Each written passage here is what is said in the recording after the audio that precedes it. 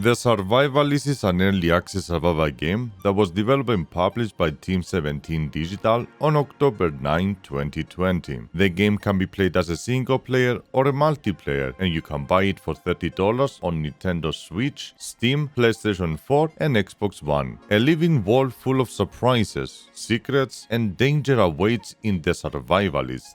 An adventure sandbox set in the Escapist universe. Explore, build, craft, and train monkeys with up to 3 friends in a desperate bid to survive. Have you got what it takes to be a survivalist? This review will be separated into different sections, and you can see all the timers down below in the description. This review is not sponsored, neither paid to review. The developers gave me access to the game before anyone else, but that will not change my opinion or criticism. If you enjoy what I do, make sure to subscribe to my YouTube channel and follow my Twitch where I do my playthroughs. With no more delays, let's begin with the menu settings. All of the settings are under one tab, so I will do their job and separate them. These are your audio sliders. What a joke.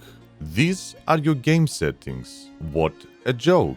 These are your graphical settings. What a joke. And finally, keybinds for changing the default to your preferences. Except the only one keybind that you really needed to change is not available. I will tell you which one later on. So for the last time, what a joke.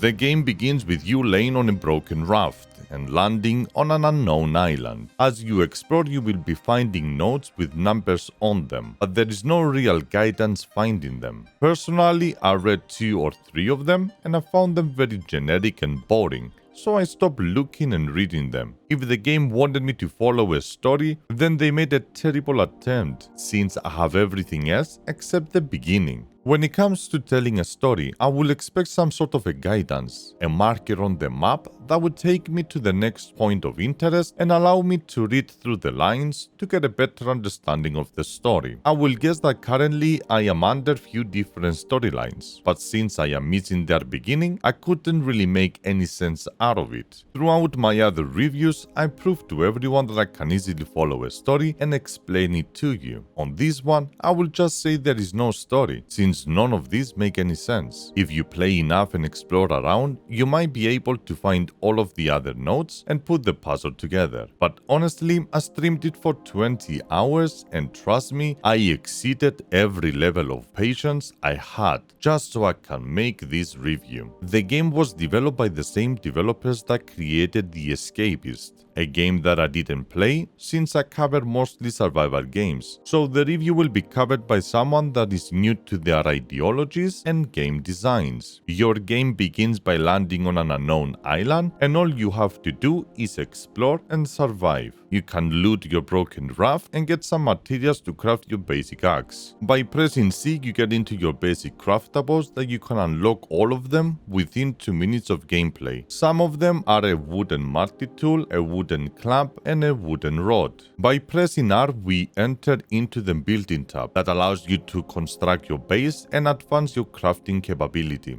Campfire and cooking pot for your cooking, crafting bench that will expand your basic craftables, and forge for melting metal and gold for tools and weapons. The building tab also has various sizes of chests, beds, walls, floors, chairs, and traps. This is pretty much all of the craftables and buildings that you will get for $30. This is so embarrassing. How much more lazy can you get? This is a survival game. 30% of the game should be crafting, 60% gathering, and 30% exploring. Having so little craftables, you will guess that the gathering is as equally lame, and you will be right. I gathered all of the resources within few hours into the game, assuming that I didn't even know where to find them. I crafted all of the craftables and gathered all of the gatherables within 1 day. Just imagine how stupid this review will be. Let's talk about your UI.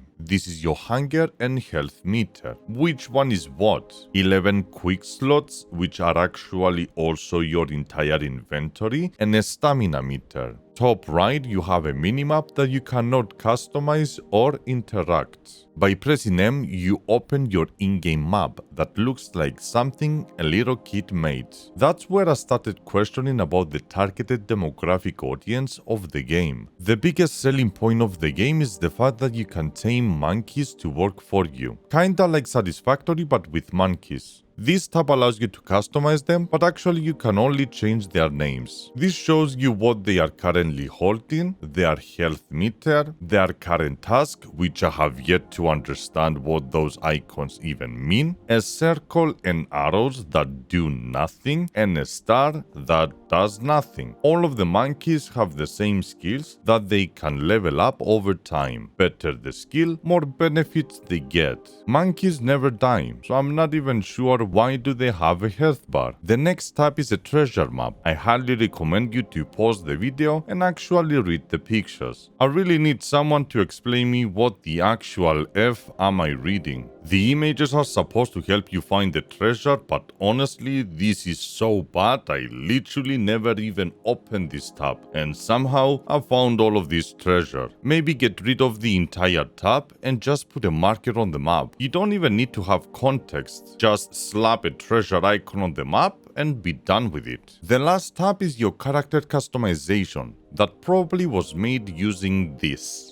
On the right side, you have keys that you can buy them from the shop for 5k each, and these you can probably find inside temples or other objectives. If you wanted to know how to expand your inventory, the developers made sure to let you know that you can force a monkey to carry a chest for you everywhere you go. The game is all about monkeys, so let's explain their functionality. You can find monkeys scattered around the map or inside temples. You break their cage or feed them their favorite food and they become your slaves. Holding Q brings all of the monkeys around your proximity close to you, and you can set them to do few things such as train them, throw them items, make them follow you, or cancel their actions. Training works very easy. They enter into this mimic mode and they follow your actions. Do you want them to bring all of the resources from around to your location? Then select them, hit train, pick up a random item from nearby, and drop it. If they can't find an item around, they enter this idle stage. If you want them to craft, build, or store items, you just need to follow the same procedure. Select a monkey, hit train, go to the workbench, and start crafting. Give them a multi-tool and they will be doing that until they run out of resources or the tool breaks. Now let's get into the problems with this system. They keep resetting. Every time I leave my base, every time I'm trying to set up another monkey, and pretty much all the time. You have no idea how many times I set them up to do the same task in 8 hours of stream. 20, 30, I started raging on stream. I swear to God, if they reset again, I will probably start the penetration of my own butt. Ha! They reset! They reset again. They are somewhat confused. He's now bringing ores over here. Let's put the recipe again.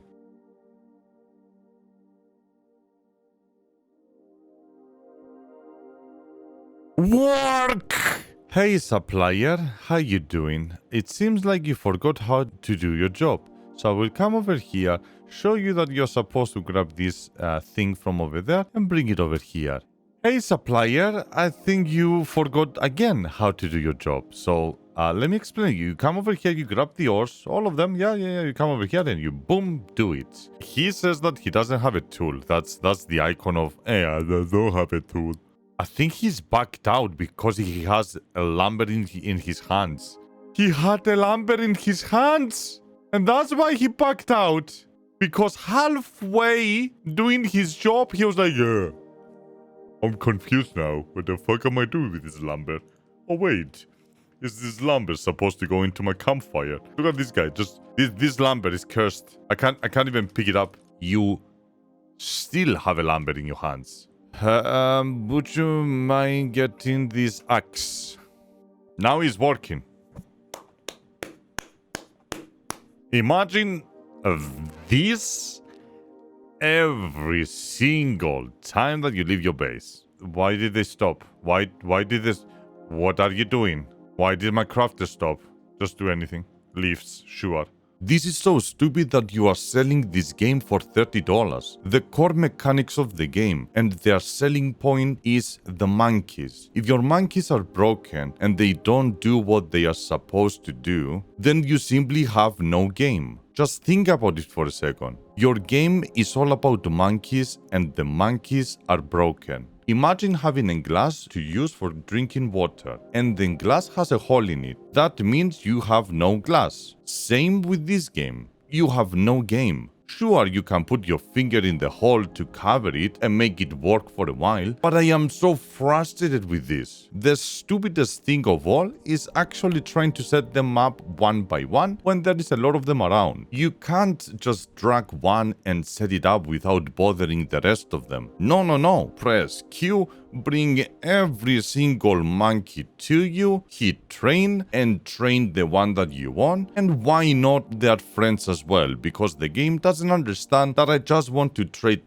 that one monkey and that's it. So you do that and they reset again. You got the point. This is so dumb. I gave up on them. I left them in my base to work as long as they work, and if they break again, I will ditch them in the middle of the ocean. I was roaming around with 6 archer monkeys, and I was trying to train them to attack, but the training wasn't going through, and I end up dead. That wasn't the first time. For some reason, I kept finding my own monkeys in the middle of the ocean. Talking about the ocean. Oh boy, here we go. One of the main objectives is to build a ship, so you have to go back and forth a few times to bring the requirement resources in order to repair it. Well, the resources were different each time, so you don't really know what is the next requirements. The trip from my base, which is the starting zone, to the ship was 5 minutes of traveling and 3 minutes of building, and I went back and forth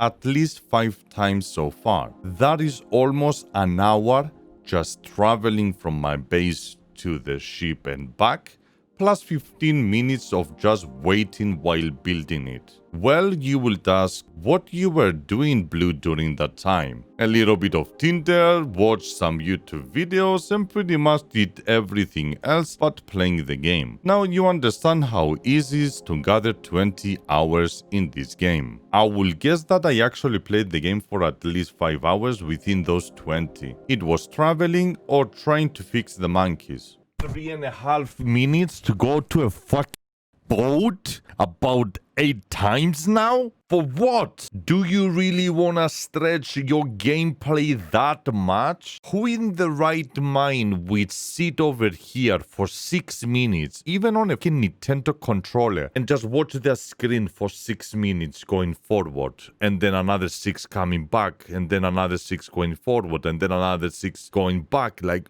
what are you doing, guys? Do you really need this empty space? Oh my goodness. Some game decisions are so dumb. At the beginning of my review, I said that the game doesn't have the only one keybind that you actually need in the game. The give item keybind, which is currently linked to the interact. Let me explain. So you are gathering berries, wood, and whatever, and one of your monkeys walk close to you, and you accidentally give it away. Well, time to press Q to find which one has it, and then speedrun your way to them, because the game doesn't have a stay still command. Every now and then you get attacked by raiders. The game once again does a terrible job informing you about it, so you end up having all of your monkeys untrained and not ready for the attack. You need to give them weapons, train them on the spot, and the raiders' animations are so fast that you just don't have enough time to do all of that, so you just die. If the game gave us a warning, then I might have been more prepared.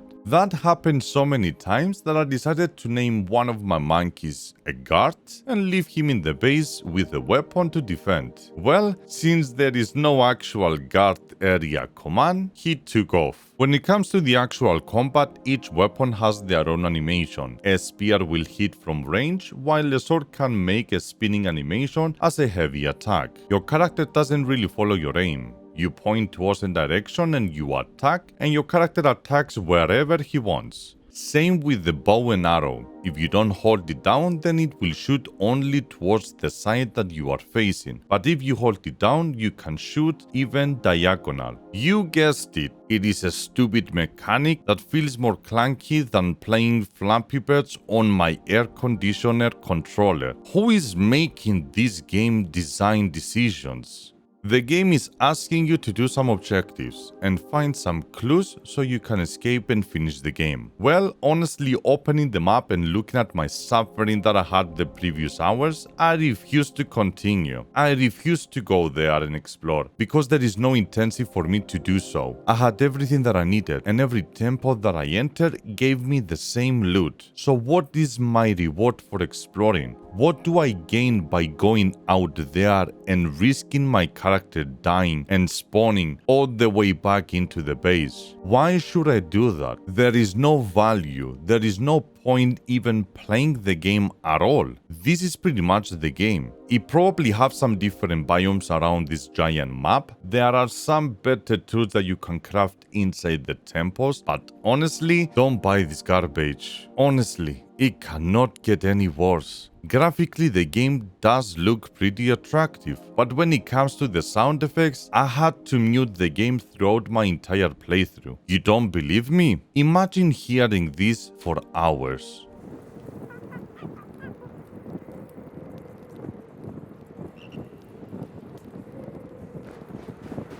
I found the music pretty good, but that's pretty much the only positive thing I said so far. At what point we say this early access is too early to be published? I can't believe that there are actually people reviewing this garbage positively, because honestly, there is nothing, absolutely nothing good to say about this game. The game might be targeted for younger audience or older people that never played any games before. If that's the case, then I'm probably not the targeted demographic and I just destroyed the potential of this game. That concludes my review for the Survivalists, a total waste of your money and time. The game could be fixed and become the best game ever made, but as for the current stage of the game, 2 days before launch, the game is a total joke and totally not worth the asking price. Agree or disagree? Let me know down below. Thank you very much for watching, I appreciate that, and if you wanna see the playthroughs live, make sure to follow my Twitch channel. Other than that, I'm gonna see you again on the next one. Boy.